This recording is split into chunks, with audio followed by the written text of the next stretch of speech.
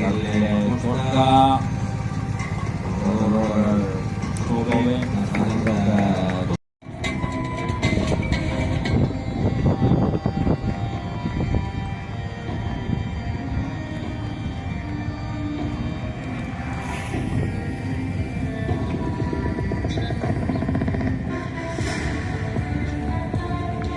Bueno, por Rubén Fernández. Bueno, pues ahí está. El corredor del Team Pharma. Hace pocos días en la Universidad de Pascua.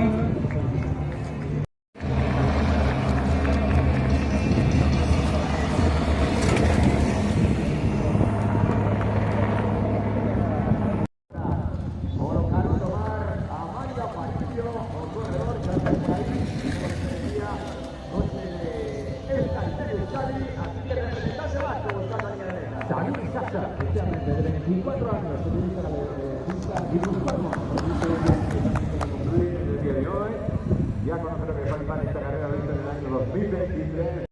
José Parra, ahí está, entrada, dos colombianos. Y ahora por parte de los Caja Rural Seguros RGA entra.